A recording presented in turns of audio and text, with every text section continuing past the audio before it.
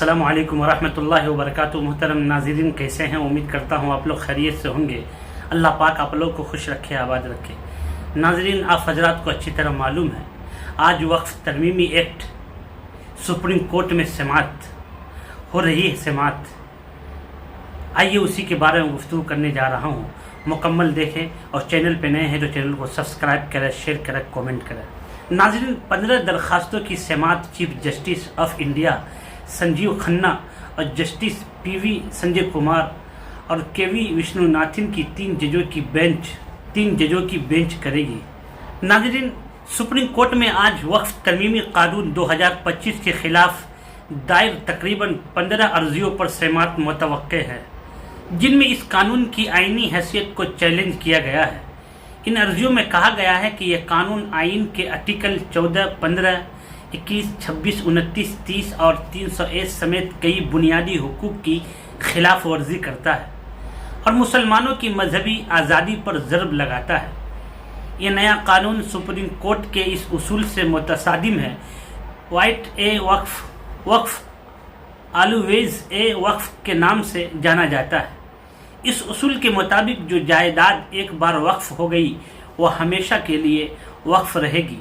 یہ اصول عدالت نے 1954 میں رتی لال پنچاند گاندھی بمقابلہ ریاست کے ممبئی کے فیصلے میں بیان کیا تھا۔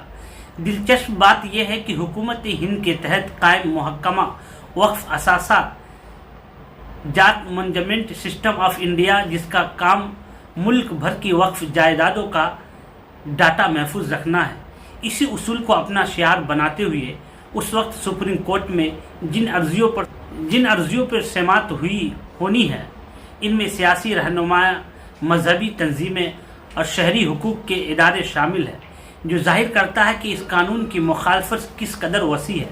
عرضی گزاروں کی پہلی کوشش یہی ہے کہ عدالت اس قانون کے اطلاق کو فوری طور پر معطل کر دے۔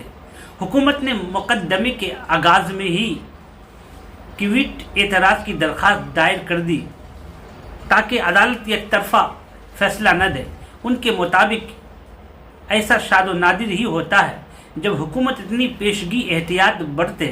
سپریم کورٹ عمومی طور پر اس اصول پر عمل کرتی ہے کہ پارلیمنٹ سے منظور شدہ قانون آئین ہوتا ہے جب تک کہ اسے غیر آئینی قرار دینے کے لیے ٹھوس شواہد پیش نہ کیے جائے۔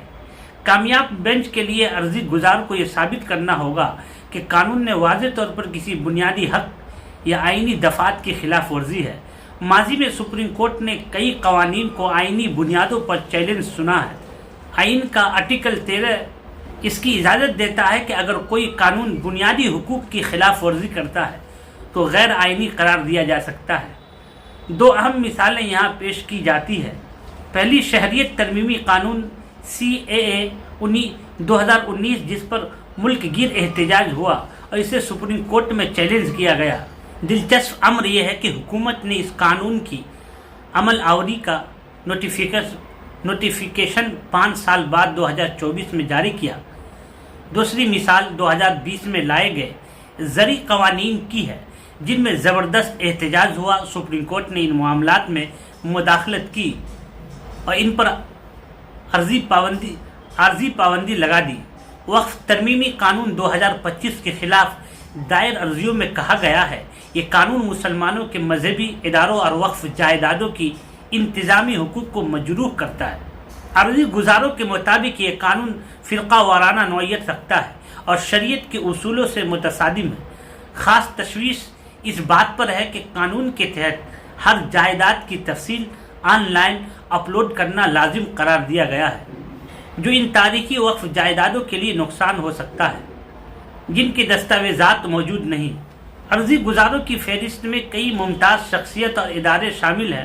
محمد جاوید کشن گنج سے کانگریس MP وقف بل پر قائم مشترکہ پارلیمانی کمیٹی کے رکن اسد الدین اویسی، سربراہ AIMIM حیدرآباد سے MP امانت اللہ خان، دہلی کے اوکھلا سے عام آدمی پارٹی کے MP، association for protection of civil سائٹ مولانا ارشد مدنی، جمعیت علماء ہند کے صدر، سمیت کیرلا جمعیت علماء کیرلا کی سنی تنظیم